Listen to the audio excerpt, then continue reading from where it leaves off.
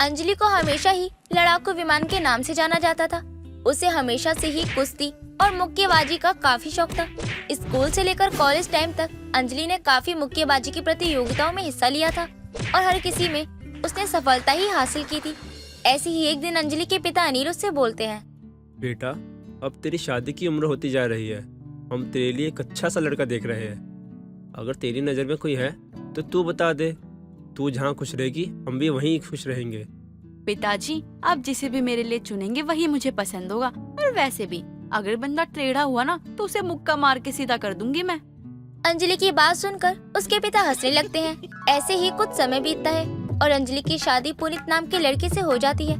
शादी के बाद अंजलि का एक सुखी संसार था। ऐसे ही एक दिन पुनीत अंजलि से बोलता है, अंजलि, मुझे ना ऑफिस के काम के लिए बाहर जाना है। 2-3 दिन बाद मैं आ जाऊंगा। तुम्हें दिक्कत तो नहीं होगी ना अकेले रहने में? हाँ जी, मुझे कैसी दिक्कत होगी। आप जानते हैं ना कि मैं कितनी बड़ी मुक्केबाज हूँ। अरे कोई चोर चक्का भी मेरे आगे आ जाता है तो मैं उसे मुक्का मार के खत्म कर देती हूँ। आप एकदम बेफिक्र रहिए। अरे मेरी मुक्केबाज बीबी, कहीं अपने पति को मुक्का मार के सुझा मत देना। अरे नहीं, मैं आपको कैसे मार सकती हूँ। आप तो मेरे एजी हैं, ओजी हैं, पति परमेश्वर हैं। आप तो मेरा प्यार है। अंजलि की बात सुनकर पुनीत उसे गले से लगा लेता है, जिसके बाद उसे कुछ देर बाद घर से ऑफिस के लिए काम से निकल जाता है। अंजलि पुनीत के जाने के बाद घर के काम कर ही रही होती है कि तभी उसके फोन पर एक अननोन नंबर से कॉल आता है और अंजलि जैसे ही कॉल उठाती है तभी सामने से एक अनजान व्यक्ति बोलता है, हेलो मैडम। मैडम, क्या आप अंजलि जी बात कर रही हो? जी, वो आपके पति का एक्सीडेंट हो गया है और माफ कीजिएगा मैडम, अब वो इस दुनिया में रहे नहीं। आप एक काम कीजिए, जल्दी से ना सिटी हॉस्पिटल आ जाइए। इतना कहकर वो आदमी फोन रख देता है। पुनीत की मौत की खबर सुनकर अंजलि थोड़ी देर के लिए बिल्कुल सुन पड़ जाती है और अपने पिता को फोन करके सब बताती है। फिर किसी तरह खुद को संभालते हुए वो सिटी हॉस्पिटल पहुंचती है, जहां अनिल पहले से ही मौजूद था। अपने पिताजी के गले लगकर रोते हुए अंजलि बोलती है, ये क्या हो गया पिताजी? पुनीत मेरा साथ छोड़ के क्यों चले गए? उनके बिना मैं क्या करूंगी पिताजी? बेटा, संभाल खुद को, ऐसा नहीं करते। और वैसे भी तू तो मेरी शेरनी बेटी है ना, तो खुद के लिए खड़ी हो और रोते नहीं है ऐसे। चल अब चुप हो जा। इतना कहकर अनिल अपनी बेटी को हौसला देता है। पुनीत के जाने के बाद अंजलि की जिंदगी थम सी जाती है, लेकिन ऐसे ही एक दिन अंजलि खुद से बोलती है, ये मैं क्या कर रही हूँ? मैं ऐसे पुनीत के दुख में अपना जीवन व्यतीत नहीं कर सकती। मुझे कुछ ना कुछ तो करना होगा। मुक्केबाजी के अलावा आखिर मैं क्या ही कर सकती हूँ? अच्छा हाँ, मैं खाना बनाने में जानती हूँ। क्यों ना मैं एक अपना छोटा सा रेस्टोरेंट खोलूं जिसका नाम मुक्केबाज बहू की रसोई रखूं। नाम भी अलग होगा तो लोग खाने भी आएंगे और मैं अपने पति परमेश्वर के दुख से भी बाहर निकलूंगी। इतना कहकर अंजलि अपने मुक्केबाज बहू की रसोई खोलने के बारे में पूरा प्लान बनाती है। इसके बारे में वो अपने पिताजी से बात करती है। ऐसे ही काफी दिनों की कड़ी मेहनत के बाद आखिरकार अंजलि की मुक्केबाज बहू की रसोई के नाम से रेस्टोरेंट की ओपनिंग होती है, जहां पर आने वाले सभी ग्राहकों को खाना प्लेट में नहीं बल्कि मुक्के की शॉप में बने हुए बॉक्स के अंदर दिया जाता था।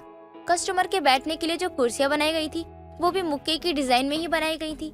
ऐसे ही एक दिन निधि नाम की लड़की अंजलि के रेस्टोरेंट में आती है और बिल पे करते हुए बोलती है, मैडम सच में आपकी इस मुक्केबाज बहू की रसोई का तो खाना बड़ा ही निराला है और आपका ये यूनिक जो मुक्के वाला आइडिया है ना, ये तो मतलब बहुत ही डिफरेंट है सच में। वैसे अगर मुझे आपके खाने की रेटिंग देनी हो तो वो रेटिंग मैं कैसे दूं? जी बहुत सिंपल है। वो देखिए, वो देख रहे हैं ना आप, वहाँ पे जो मशीन लगी है वहाँ पे आप जितना जोर से मुक्का मारेंगे वहाँ पे आपकी रेटिंग दर्ज होएगी। जिसका हाई स्कोर होगा उसे गिफ्ट मिलेगा। Wow, that's so amazing. ऐसे ही वक्त गुजरता चला जाता है। मुक्केबाज बहू की रसोई खूब अच्छे से चल रही थी। काफी सारे ब्लॉगर्स अंजलि के इस मुक्केबाज बहू रसोई के वीडियो बनाने के लिए आ जाया करते थे। ऐसे ही एक दिन कुछ गुंडे अंजलि के रेस्टोरेंट में आकर तोड़फोड़ करना शुरू कर देते हैं और कालू नाम का एक गुंडा बोलता है, अरे जितना भी कैश है तुम लोगों के पास और चुपचाप से हमरे हवाले कर दो।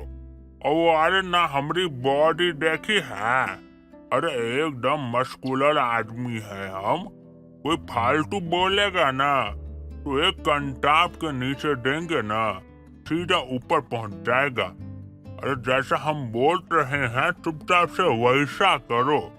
अरे तुम लोग जानते नहीं हो हम कौन है? अरे शहर के टॉप गैंगस्टर में हमारा नाम आता है। अरे किधर है का मालकिन? अरे कौन है मुक्के वाले रसोई की मालकिन? अरे सामने आओ। हाँ बोलो, मैं हूँ मालकिन, क्या करोगे? ज्यादा टू टपारकी ना तो बंदूक निकाल के ठोक देंगे तुमको। अरे चुपचाप से बोल रहे हैं कि जो कैश है निकाल के हमको दो, वरना खोपड़ी खोलते समय देर नहीं लगेगी हमका। क्या बोला तूने? अरे मैं तो तुझे अपने रेस्टोरेंट का फेंका हुआ टिश्यू पेपर भी ना दूं। अरे बुढ़बा कहीं की, कितना बोल रही है तू? तुझे बहुत हवा में उड़ने का शौक है ना? रुक, तुझे अभी धरती पे लाता हूँ। इतना कहकर जैसे ही कालू अंजलि पर वार करने लगता है, तभी अंजलि उसे कस के एक मुक्का मार देती है और कालू के एक मुक्के में ही तोते उड़ जाते हैं। तुझे क्या लगता था कि ये नाम सिर्फ मैंने ऐसे ही रखा है, मुक्केबाज बहू की रसोई? अरे मुक्केबाजी करना आता है मुझे। तेरे जैसे टेढ़े लोगों को बहुत सीधा किया है मैंने। तू क्या सोच रहा है? चल निकल यहाँ से और दोबारा मेरे रेस्टोरेंट के आसपास भी नजर मत आ जाइयो, नहीं तो देख लियो मुक्का मार की तरह मुंह तोड़ दूंगी। अंजलि की बातें सुनकर कालू फटाफट से उठकर वहाँ से भाग जाता है। इस सारे दृश्य को एक ग्राहक अपने फोन में रिकॉर्ड कर लेता है और यूट्यूब पर अपलोड कर देता है, जिसके बाद अब लोगों में अंजलि की मुक्केबाज बहू की रसोई और ज्यादा फेमस हो जाती है और अब लोग उसे खाना बनाने के साथ साथ मुक्केबाजी के लिए भी डिमांड करने लगते हैं। ऐसे ही एक दिन अनिल अंजलि से मिलने के लिए उसके रेस्टोरेंट आता है और बोलता है, अंजलि बेटा, ये देख किस तरह सोशल मीडिया पर तेरे नाम की और तेरे मुक्केबाज बहू की रसोई की आंधी आई हुई है। बेटा, लोग चाहते हैं कि तू खाने के साथ साथ मुक्केबाजी की क्लासेस भी देना शुरू कर दे, और मेरे ख्याल से लोग सही बोल रहे हैं। बेटा, जब तेरे अंदर टैलेंट है तो उस टैलेंट को सही जगह इस्तेमाल कर। पिताजी, बात तो आप ठीक कह रहे हैं, लेकिन आप तो जानते ही हैं मुझे अपनी मुक्केबाज बहू की रसोई संभालने से फुर्सत नहीं मिलती। ऐसे में मैं कैसे लोगों को मुक्केबाजी की क्लास दूंगी? अरे बेटा, तू उसकी टेंशन क्यों करती है? तेरा बाप कब काम आएगा? मैं संभाल लूंगा तेरी मुक्केबाज बहू की रसोई को।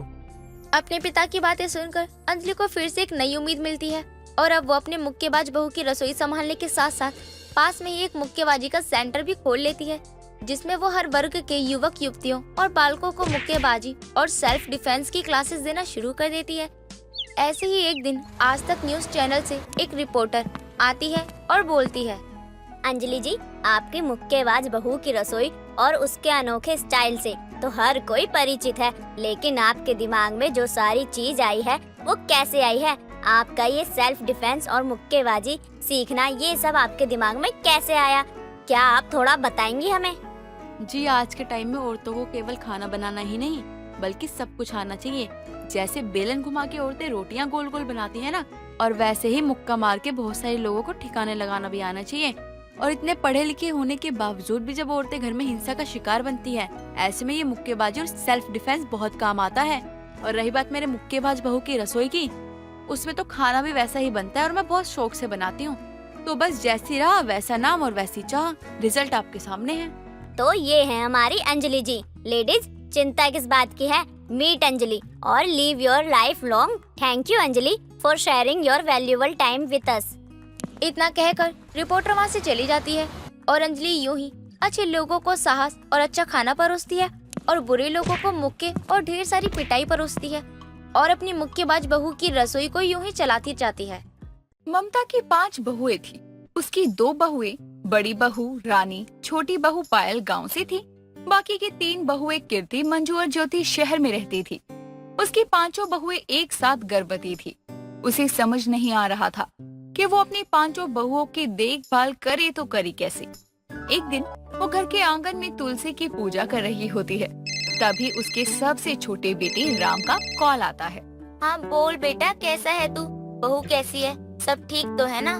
माँ, कुछ भी ठीक नहीं है। अरे मैं कब से आपको बुला रहा था, लेकिन आप तो मेरी बात सुनती नहीं हो। मुझसे अकेले अब इन 3 औरतों की जिम्मेदारी नहीं उठाई जा रही। बेटा, मैं तेरी परेशानी समझ रही हूँ, लेकिन अब तू ही बता कि मैं क्या करूँ। मैं तेरी दोनों गर्भवती भाभियों को छोड़कर कैसे आ जाऊँ? अगर मैं वहाँ आ गई तो इनका ख्याल कौन रखेगा? माँ, जो हाल आपका वहाँ पे है ना, वही हाल मेरा यहाँ पे है। आप ही बताओ मैं क्या करूँ? मैं अपनी पत्नी ज्योति के साथ साथ कीर्ति और मंजू भाभी का भी ध्यान रखता हूँ। वो तीनों के तीनों गर्भवती है और मुझे तो कुछ पता भी नहीं है कि किस टाइम क्या करना चाहिए। कोई बात नहीं बेटा, तू चिंता मत कर, मैं सोचती हूँ कुछ। माँ आपको जो भी सोचना हो जल्दी सोचो यार, मुझे ऑफिस के काम में ना बहुत डिस्टरबेंस हो रही है। राम इतना कहकर फोन रख देता है और ममता पूजा करके रसोई में जाकर चाय बनाने लगती है। तभी उसका पति राजवीर वहाँ आता है। अरे ममता सुनती हो? अरे मेरे लिए गुड़ वाली चाय बना दो। जी अभी बनाती हूँ, आप चलिए बैठिए बाहर, मैं बना कर ले आती हूँ। तुम ठीक तो हो ना? ऐसे उदास क्यों हो? क्या हुआ? जब मैं सुबह पूजा कर रही थी तो राम का फोन आया था, बड़ा परेशान है वो परेशान अपने खुद की वजह से है। अरे जब हमने उसे बोला कि तीनों बहुओं को गांव छोड़ जा तो वो कहता है कोई तैयार नहीं है, तो परेशान रहने दो उसे। आप भी ना हमेशा उसे ही सुनाते रहते हैं। उसने भेजने के लिए थोड़ी मना किया है, वो तो बोल ही रहा था, लेकिन जब बहुएं आने के लिए नहीं तैयार है तो वो क्या करे? तो उस निकम्मे को बोलो कि बहुओं को गांव आने के लिए राजी करे, क्योंकि तुम्हारी दोनों बहुएं रानी और पायल भी गर्भवती हैं। तुम उन्हें छोड़ के नहीं जा सकती कि वैसे हमारे साथ रहती है हमारी सास, और आज जब हमें जरूरत है तो अपनी गांव की बहुओं को छोड़कर शहरी बहुओं के पास चली गई। बात तो आप सही कह रहे हैं, मुझे राम से इस बारे में बात करनी चाहिए। ममता इतना कहकर राजवीर को चाय बनाकर दे देती है, जिसके बाद राजवीर रसोई में चला जाता है और ममता अपनी दोनों बहुओं के लिए नाश्ता लेकर अपनी बड़ी बहू रानी के कमरे में जाती है। अच्छा हुआ तुम दोनों मुझे यहीं मिल गई, वरना मुझे अलग अलग कमरों में जाना पड़ता। आपको बहुत काम करना पड़ता है ना माँ जी, हमारे होते हुए भी आपको कोई सुख नहीं है। आपने बिल्कुल सही बोला जेठानी जी, मुझे बिल्कुल भी अच्छा नहीं लगता कि माँ जी हमारे सामने काम करती हैं। नहीं नहीं बहुओं, तुम दोनों ज्यादा मत सोचो। अब इस समय में तुम्हारा ख्याल नहीं रखूंगी तो कौन रखेगा? तुम दोनों नाश्ता करके आराम कर लो, मैं बाकी के काम समय से निपटा लेती हूँ। तुम दोनों को कुछ और खाने का मन है तो बता देना। जी माँ जी। थोड़ी देर बाद ममता वहाँ से चली जाती है। दिन बीतते हैं, तभी एक दिन फिर से राम का कॉल आता है। तभी ममता उसे उसके पिता की कही हुई सारी बात बताती है, जिसे सुनने के बाद वो कहता है, वैसे माँ बात तो सही कह रही हो, इसके सिवा ना हमारे पास कोई और चारा भी नहीं है। मैं आज ही ना सबसे बात करता हूँ, क्योंकि माँ ऑफिस के साथ साथ ना मैं इन तीनों की ना जिम्मेदारी नहीं उठा सकता यार। ठीक है बेटा, अब तू इन तीनों से बात कर ले, और अगर वो हाँ करती हैं तो समय से उनको लेकर गाँव आ जा, क्योंकि ज्यादा समय हो गया है ना तो उनका सफर करना ठीक नहीं होगा। जी माँ ठीक है, मैं अभी ऑफिस के लिए जाता हूँ और शाम को ना इन तीनों से बात करके आपको फोन करके बताता हूँ। अब कोई और रास्ता नहीं है मेरे पास। राम इतना कहकर कॉल काट देता है और ऑफिस के लिए निकल जाता है। थोड़ी देर बाद वो ऑफिस से घर आता है और अपनी दोनों भाभी कीर्ति, मंजू और अपनी पत्नी ज्योति को आवाज देकर बुलाता है। मुझे आप सभी से ना कुछ बात करनी है। हाँ बोलिए देवर जी। कल सुबह होते ही हम सब गांव जा रहे हैं, आप लोग ना अपनी पैकिंग कर लो। ये क्या बोल रहे हैं आप? मैं सच कह रहा हूँ, क्योंकि ना मैं यहाँ अकेला हूँ और इस हालत में ना आप लोगों को ना ज्यादा ध्यान की जरूरत है, तो मुझसे तो उतना हो नहीं पाता ना। मान के चलो कल को कोई मुझसे गलती हो गई, लापरवाही हो गई, तो पिताजी तो मुझे घर में घुसने भी नहीं देंगे। इसलिए मैं आप सबको ना माँ के पास लेके चलूंगा। वैसे बात तो आप सही कर रहे हैं देवर जी, हमें भी कुछ नहीं पता है कि ऐसे समय में क्या खाना चाहिए और क्या नहीं। इस टाइम पर सर पर किसी बड़े का साया होना बहुत जरूरी होता है। हाँ देवर जी, जेठानी जी सही कह रही है, हमें कोई परेशानी नहीं है। ज्योति तुम्हारा क्या मन है? जब सभी ने मन बना ही लिया है तो मेरे न मानने से कौन सा कोई रुक जाएगा, जाना तो पड़ेगा ना। ठीक है, आप लोग जाके ना आराम कर लीजिए और सामान भी पैक कर लीजिएगा, और हम लोग ना कल सुबह ही निकल जाएंगे। राम इतना कहकर वहाँ से चला जाता है, जिसके बाद कीर्ति, मंजू और ज्योति भी अपने अपने कमरों में जाकर पैकिंग करना शुरू कर देती हैं। अगले दिन राम सभी को लेकर अपने गांव के लिए निकल जाता है। कुछ देर बाद राम सबको लेकर गांव पहुंचता है, जहां एक तरफ ममता अपनी तीनों शहरी बहुओं को देखकर बहुत खुश थी, वहीं दूसरी तरफ उनकी जेठानियां रानी और पायल अपनी तीन देवरानियों को देखकर मुंह बनाकर आपस में बातें करने लगती हैं। ये तीनों बंदरियां यहाँ क्या कर रही हैं? ये कहीं यहाँ रहने तो नहीं आई ना? मुझे भी इसी बात का डर लग रहा है, ये अगर यहाँ रहने आ गई तो माँ जी का सारा ध्यान इन्हीं लोगों पर चला जाएगा और हमारी इम्पोर्टेंस कम हो जाएगी। हाँ भाभी, ये लोग बस मिलकर यहाँ से चली जाएंगी, लेकिन इनके बैगों को देखकर लग नहीं रहा है कि जाने वाली हैं। रानी और पायल आपस में बात करके उनसे मिलने के लिए उनके पास आती है और उन्हें पता चलता है कि डिलीवरी तक वो तीनों यहीं रहेंगी, जिसे सुनकर वो दुखी हो जाती है। थोड़ी देर बाद सभी अपने कमरों में चले जाते हैं और ममता अपनी दो गांव और 3 शहरी बहुओं के बीच में फंस कर रह जाती है।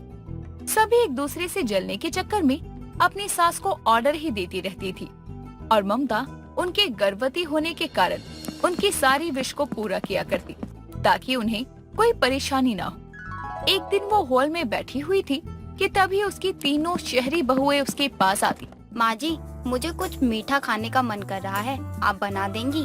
हाँ बहू, क्यों नहीं, अभी थोड़ी देर में बना देती हूँ। माँ जी, जब आप मीठा बनाने जाएंगी ही तो मेरे लिए भी कुछ नमकीन बना देना। माँ जी, आप इनकी छोड़िए, मुझे पहले मार्केट लेकर चलिए, मेरा गोलगप्पे खाने का बहुत मन कर रहा है।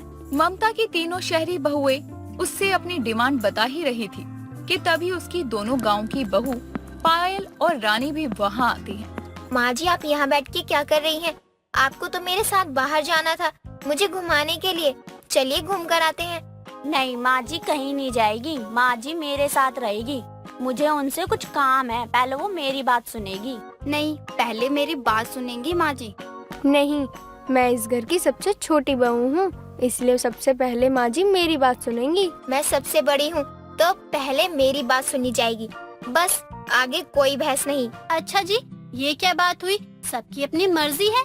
ममता की 5 गर्भवती बहुएं अपनी अपनी डिमांड लेकर आपस में बहस कर रही होती हैं कि तभी राजवीर वहां आता है और ममता को सर झुकाए बैठे और अपनी 5 बहुओं को आपस में बहस करते देखकर उनके पास जाता है और ममता का माथा छूकर देखता है तो वो बुखार से तप रही थी, जिस पर उसे बहुत गुस्सा आता है।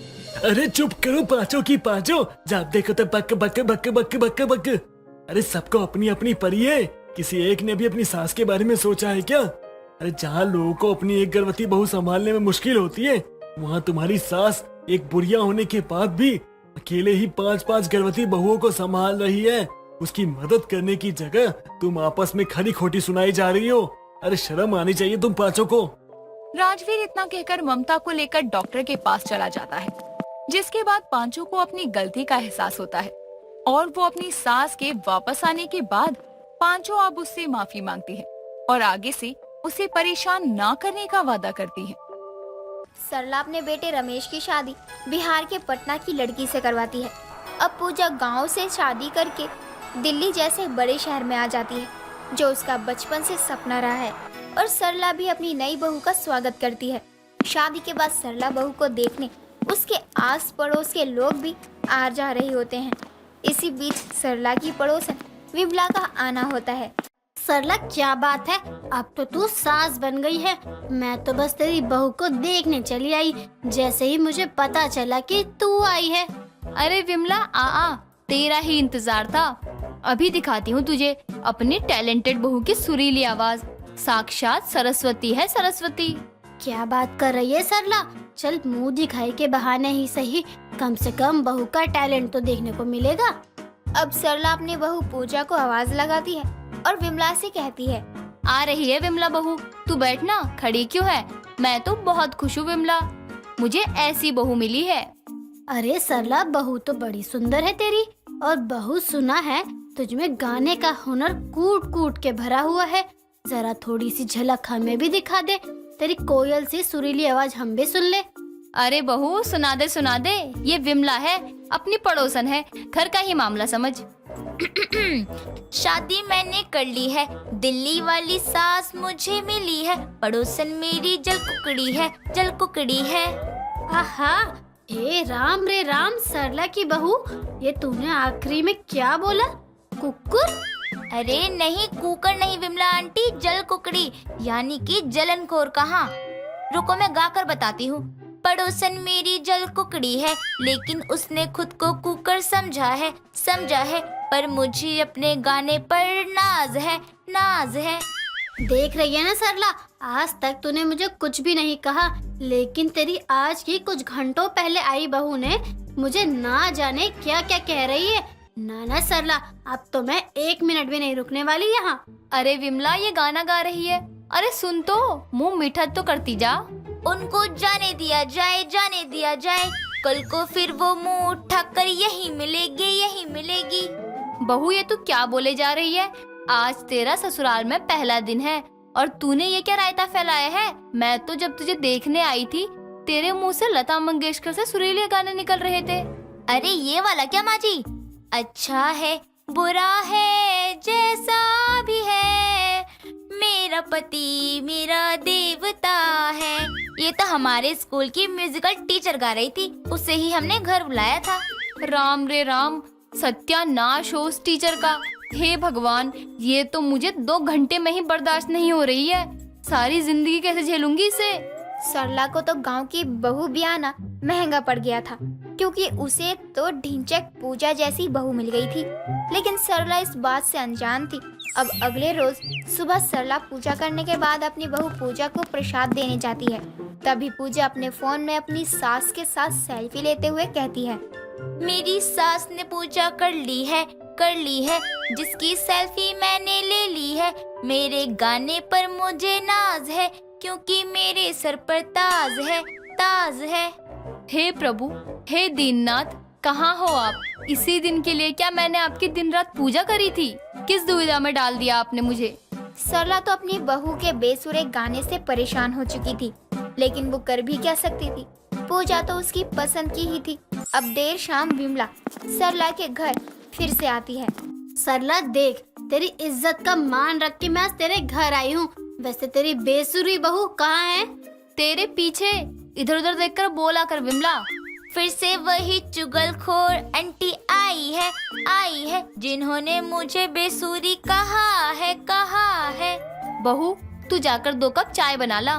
सुना सरला तूने? अभी अभी तेरी बहू ने मुझे चुगलखोर कहा। कैसी बहू ब्याह के लाई है तू सरला? ना जाने क्या क्या अनाप शनाप बकती रहती है तेरी बहू। इस बात का दुख सिर्फ तुझे ही नहीं बल्कि मुझे भी हो रहा है, लेकिन इसका मैं क्या करूं? पूजा के इस बेसुरे गाने से हर कोई परेशान हो जाता है, लेकिन कोई कुछ कर भी नहीं पाता है। अब अगली सुबह दूध वाला सरला के यहाँ दूध दे रहा होता है। तभी पूजा को दूध लेते हुए उसकी सास की बातें याद आती है। अरे विमला चुगलखोर ही नहीं, वो तो कैरेक्टर लेस भी है। बता दूध वाले में उसको क्या ही दिखा, जो उससे चक्कर चला रही है। बहुरिया हो गया, और दूध चाहिए क्या? अरे ना ताऊ, मुझे तो एक गाना याद आ रहा है। क्या आप सुनोगे मेरा गाना? अरे काहे ना ही सुनेंगे, अपनी बहुरिया का गाना सुनने में तो असली मजा है। सुनाओ। विमला आंटी के साथ जिसका चक्कर है, वो दूध वाला मेरे सामने डाटा है। इसी बात पर मैं कहूँगी विमला आंटी बेलज्जी है। धत बहुरिया, का बोलो थो? हमरा विमला के संग कोनो चक्कर या नैन मटक्का बिल्कुल भी नहीं है, बल्कि वो बेलज्जी औरत ही हमका फंसाई है। अरे भाई साहब, क्या बात है? क्या किया विमला ने? अरे का बताई सरली बहनिया, बहुरिया ना जाने का बोलत रही हमरा और वो बिमलू के बारे में। इतना बोलकर वो दूध वाला वहाँ से चला जाता है। लेकिन सरला अपनी बहू पूजा से कहती है, बहू क्या क्या बक गई तू इस दूध वाले के सामने? कहीं तूने मेरी बताई बातें तो नहीं बोल दी विमला के इस आशिक को? अरे नहीं माँ जी, मैं तो बस इन्हें अपना गाना सुना रही थी, तो ये शर्मा गए। हे प्रभु, कब बंद होंगे इसके ये घोर अत्याचारी गाने? सुनने वाला भी डर के किसी दिन मर जाएगा। अब आप ही इस घोर कलयुग गाने से लोगों को बचा सकते हैं दीननाथ। अब अगले रोज ही विमला और सरला देर शाम मार्केट जाते हैं और साथ में पूजा भी जाने की जिद करती है। तो सरला पूजा को समझाकर अपने साथ मार्केट ले जाती है और विमला और सरला मार्केट पहुंचकर सब्जियां लेती हैं। और जब वो लौट रही होती है तभी विमला की सब्जियां गिर जाती है और उसमें से कई सारे टमाटर तो पिचक जाते हैं, जिसे देखकर पूजा हंसने लगती है। और विमला का ये हाल देख वो गाना गाती हुई कहती है, मार्केट से आते आते भारी थैले पकड़े पकड़े जिसके हाथ कांपते हो, वो समझो वो महंगाई का सताया हुआ है। बहू, तू फिर शुरू हो गई? अरे माँ जी, एक और गाना आ रहा है। दूध वाला सखी सैया तो खूबे कमावत है, लेकिन महंगाई डायन खायो जात है। बहू, तू विमला के महंगे टमाटर और सब्जी उठाने में मेरी मदद करेगी? माँ जी, अभी मजा नहीं आया, बस आखिरी विमला आंटी के टमाटर सड़क पर बिखरे हैं। लोग उसे अपने पैरों से चटनी बनाकर जा रहे हैं। उन्हें भी अपने पैरों से टमाटर की चटनी बनाने में मजा आ रहे हैं। सरला, अब मुझे कतई तेरी बहू बर्दाश्त नहीं हो रही है। तू इसका कुछ कर, वरना तेरी बहू मेरे हाथों मर जाएगी। सरला चाहकर भी अपनी बहू का कुछ भी नहीं बिगाड़ पा रही थी, क्योंकि उसे तो अब कुछ दिनों में ही उसकी बहू के इन हरकतों को झेलने की जो शक्ति मिल चुकी थी। अब विमला के गिरे हुए सब्जियां उठाने के बाद सरला, विमला और पूजा घर के लिए निकल पड़ते हैं। तभी तीनों अपने घर के पास पहुंचते हैं तो सरला की बहू पूजा, जो पीछे चल रही होती है, उसका अचानक से बैलेंस बिगड़ जाता है और वो नाले में गिर जाती है। विमला, कितनी बार तुझे कहा है थोड़ा सुबह शाम घूमा कर। बता, चल भी रही है तो लग रहा है जैसे भूकंप आ गया हो। अरे मैं तो आराम से ही चल रही हूँ, तू ये कैसी बात कर रही है? अरे विमला, पूजा आगे आगे को निकल गई क्या? मैंने तो उसे देखा ही नहीं, कहाँ गई वो? नहीं, वो मेरा मजाक बनाने के बाद पीछे ही थी। हे राम रे राम, ये कौन है? दूर रह। माँ जी, मैं आपकी बहू पूजा। सरला, कौन है ये जो खुद को तेरी बहू बता रही है? एक आफत कम है क्या जो ये पागल भी खुद को तेरी बहू ही बता रही है? अरे नहीं विमला, ये तो सच में मेरी बहू है। इसका तो सच में ढिंचक हो गया।